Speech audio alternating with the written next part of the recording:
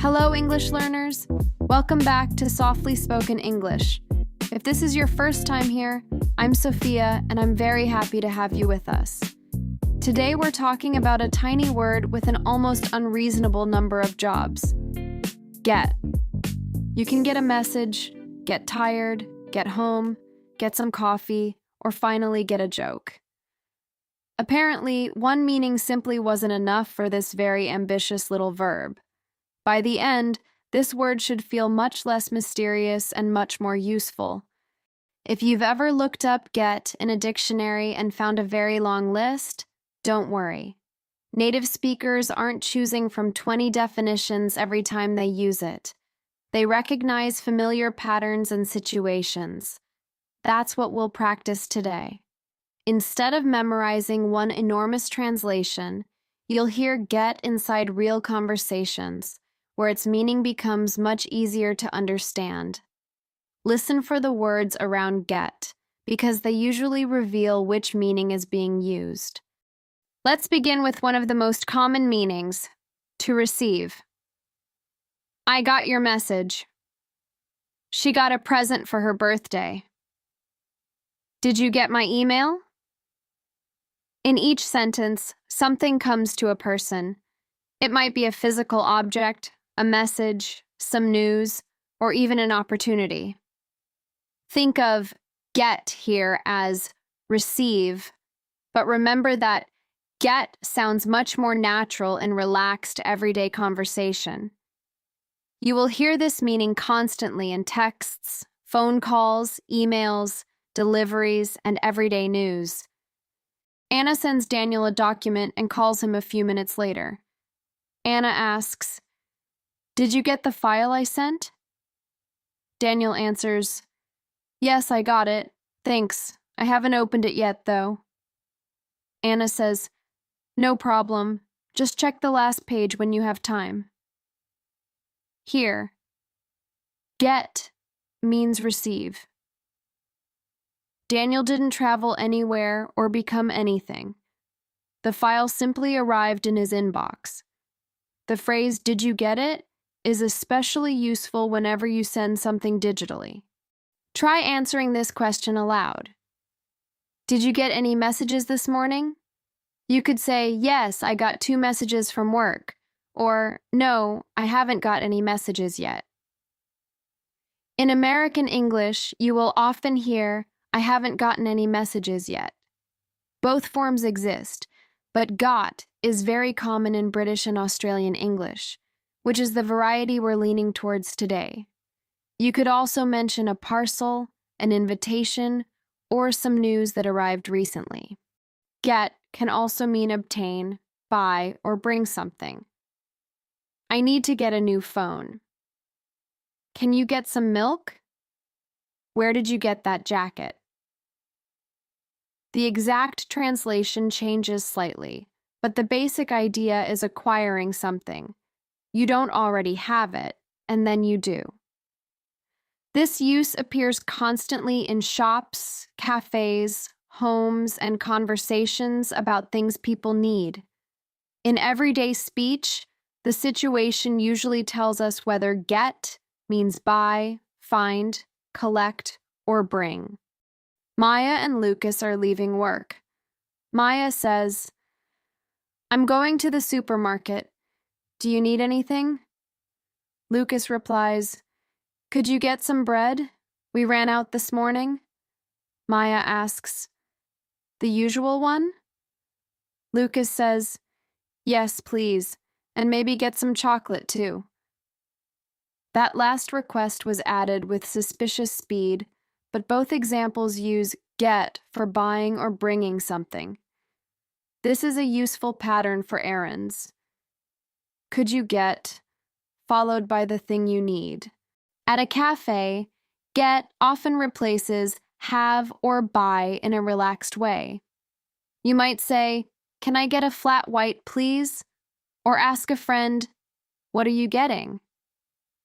This is extremely common, especially in Australia and North America. In a more formal situation, "Could I have?" may sound more polished, but "can I get?" is normal, friendly, and widely understood. You can use the same pattern with food. Can I get the pasta? Or, I'll get the soup. Here's a cafe scene. Priya asks, "What are you getting?" Ben looks at the menu and says, "Probably a cappuccino. What about you?" Priya replies, "I'll get the iced coffee, although it's far too cold for one." Ben laughs and says, "You order iced coffee in winter. I've stopped questioning it." Here, get means choose and buy, while the conversation itself sounds relaxed and natural. Asking, "What are you getting?" is a very natural way to discuss choices before ordering. Now let's use get to mean arrive. We say, "What time did you get home?" "I got to work at 8. And "How did you get here?" This is one of the most useful patterns to remember. Use get to before most places. Get to work, get to the airport, get to the hotel. But with home, here, and there, remove to. Get home, get here, get there. Treat get to as one chunk and the 3 exceptions as another. Get home, here, and there. Sophia texts Emma, "I'm running late. I won't get to the restaurant until 7. Emma replies, "That's fine. I'll get there around the same time." Later, Emma asks, "Did you get home safely?" Notice the pattern. Get to the restaurant, but get there and get home. English occasionally removes a tiny word just to make sure we're still paying attention. Say these pairs aloud. Get to the restaurant, get there, get to my house, and get home. How did you get there? Asks about transport or the way someone traveled. You could answer, "I got there by bus," "Sarah drove me," or "I walked." Compare that with, "When did you get there?" which asks about time. One small question word changes the information we need. How asks about the journey. When asks when the journey ended. Context does a lot of work for us. You may also hear, "How long did it take you to get there?" when someone asks about travel time. Another major meaning of get is become. We say, "It's getting cold," "I'm getting tired," "He got angry," and "Things are getting better." In these sentences, someone or something changes from one state to another. Get is followed by an adjective. Get cold, get busy, get nervous, get hungry. It shows movement towards a new feeling, condition, or situation. This pattern is perfect for weather, emotions, health, difficulty, age, and changing everyday situations. Compare "I am tired" with "I am getting tired." "I am tired" describes your condition now. "I am getting tired" focuses on the change. You may not be completely exhausted yet, but your energy is disappearing. The same difference appears in "it's dark" and "it's getting dark," or "she is better" and "she is getting better." One describes a state, the other describes movement. Listen for the continuous form getting when the change is happening gradually around the present moment. Get changes tense like other irregular verbs. Get, got, or gotten. I get nervous before interviews. I got nervous yesterday. I've got much better at speaking, or in American English, I've gotten much better. For our A2B1 practice, focus first on get for present and got for past. Those 2 forms will already cover an enormous amount of everyday English. You will also hear gotten in American films and podcasts, so recognizing it is still useful. Let's practice the change meaning. Complete the sentence. Take a jacket, it's getting. The natural answer is cold. Now try. I need some lunch. I'm getting. That's hungry. One more. After a few weeks of practice, speaking English gets, you could say, easier. These short combinations are worth learning as chunks. Get cold, get hungry, get easier, get better. Try adding your own adjective, such as busy, nervous, dark, expensive, quiet, or difficult. Get can also mean understand. Someone explains a joke and you say, "Oh, I get it now." A teacher asks, "Do you get what I mean?" You might answer, "I think so," or "Sorry, I don't get it." This use is informal and extremely common. It doesn't mean that you physically receive the explanation. It means that the idea has finally arrived in your mind. "I get it" can also show empathy, as in, "I get why you're upset," meaning, "I understand your reason." There is a small difference between "I don't understand" and "I don't get it." Both are correct. "I don't understand" is neutral and works in almost any situation. "I don't get it" is more conversational. You may also hear, "I didn't get that," which often means you didn't hear or understand what someone just said. Tone and context tell us whether the problem was the sound or the meaning. If you need repetition, "Sorry, I didn't get that," often sounds softer than simply saying "what." Imagine you're on a noisy phone call. Chloe says, "The meeting has moved to Thursday." Sam answers, "Sorry, I didn't get that. Did you say Tuesday?" Chloe repeats, "Thursday at 3. Sam says, "Got it." Here, "I didn't get that" means the message wasn't clear, while "got it" means "I understand now." Two very natural expressions, both built from the same busy verb.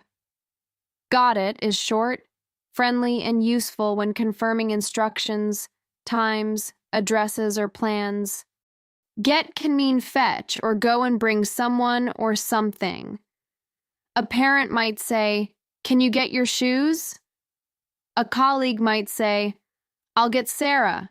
She knows how this works." At home, you could say, "I'll get a towel." The person leaves, collects the item or person, and brings them back. This meaning becomes obvious when you picture the movement inside the situation. At work, "I'll get her" often means you will find the person and ask them to come. We also use get when we cause someone to do something. "I got Daniel to help me." The pattern is get plus person plus to plus verb. It means you persuaded, asked, or arranged for the person to do it. "She got her brother to drive her." "Can you get someone to check this?" It doesn't always mean force. Usually, it simply means that you made the action happen somehow. Another example is, "We got a technician to repair it," meaning we arranged for the repair. Priya says, "The printer still isn't working." Ben replies, "I'll get Alex to look at it. He's good with these things." Priya asks, "Can you get him to check my computer too?" Ben smiles and says, "One disaster at a time." Here, Ben will ask or arrange for Alex to help. The structure is useful at work because it focuses on solving the problem, not on every detail of the arrangement. You can use this structure whenever you delegate a task or ask another person to arrange help. Now let's look at have got. In everyday British and Australian English, "I've got" often means I have. "I've got 2 sisters." "She's got a new job." "Have you got a minute?" It doesn't describe receiving something in that moment. It describes possession or availability. In American English, do you have is often more common, but both forms are widely understood. I've got time means I have time, while I've got to go is different and means I must go. Grace asks Omar, "Have you got a pen?" Omar says, "I've got 3, but none of them work." Grace replies, "That's an impressive collection of useless pens." In this conversation, have got means possess. You could also say, "Do you have a pen?" and "I have 3. Learn both versions so that different accents and varieties of English feel familiar rather than surprising.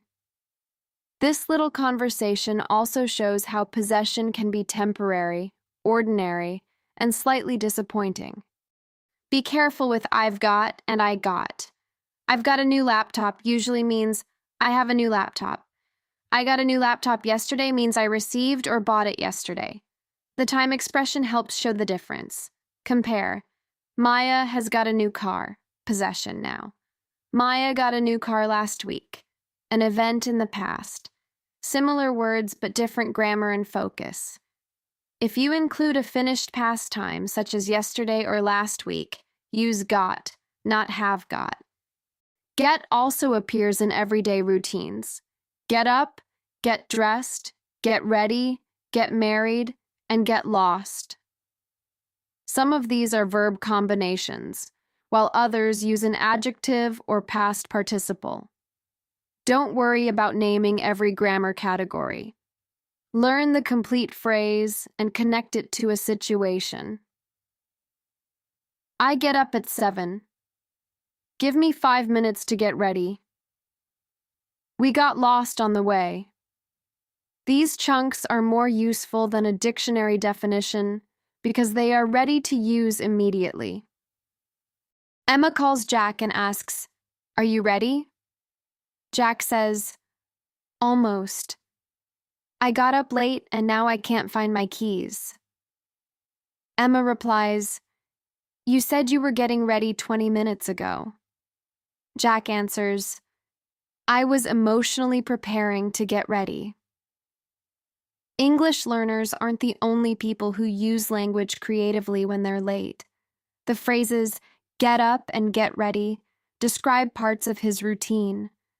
Try describing your own morning with 3 chunks: get up, get dressed, and get ready. A few phrasal verbs with get are especially useful. Get along means have a good relationship. I get along with my coworkers.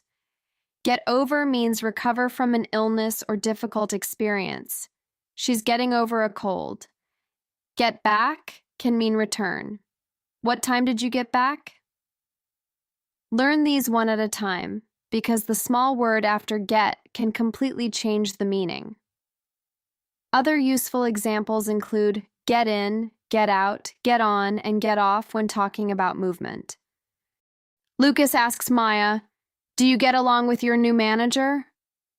Maya answers, "Yes, she's lovely. She's been away this week, though. She's getting over the flu." Lucas says, "When does she get back?" Maya replies, "Probably Monday." 3 expressions appear naturally: get along, get over, and get back. The surrounding story makes each meaning much easier to remember. Learning several expressions inside one story is easier than studying each phrasal verb completely alone. Let's do a quick meaning challenge. Sentence 1. I got your message. Does get mean receive, arrive, or become? It means receive. Sentence 2. We got home late. That's arrive. Sentence 3. It's getting warmer. That's become. Sentence 4. I don't get the joke. That's understand. Sentence 5. Can you get some eggs? That's buy or bring. One word, 5 different jobs, all separated by context. Now choose the natural sentence. Number 1, A, I got to home at 9, or B, I got home at 9. Choose B. Number 2, A, I'm getting hungry, or B, I'm getting hunger. Choose A because hungry is the adjective. Number 3, A, did you get my email? Or B, did you got my email? Choose A. After did, use the base form get, not got. One more reminder, questions and negatives with did also use get, as in, I didn't get it. Here's a full conversation using several meanings. Anna says, did you get my message? Daniel replies, yes. I got to the office late, so I've only just read it. Anna asks, do you get what the client wants? Daniel says, I think so, but I'll get Maya to check it. Anna replies, good idea. I'm getting nervous about the deadline. Receive, arrive, understand, arrange, and become all appear naturally. The best way to learn get is not to memorize a long list of translations. Collect complete phrases, get a message, get some coffee, get home, get tired, get the idea, get someone to help, get ready, and get along. When you hear one, picture its situation. Over time, your brain starts recognizing the whole pattern before you consciously translate the individual word. Save useful combinations when you hear them, and create one personal example for each new chunk. In our next episode, we'll learn how to talk about plans naturally. We'll compare firm arrangements, intentions, possibilities, and those plans that are currently more of a beautiful idea than an actual decision. You'll hear useful phrases for the weekend, work, travel, and everyday life without making every plan sound completely certain. Until then, listen for get around you and see which meaning appears. See you in the next episode.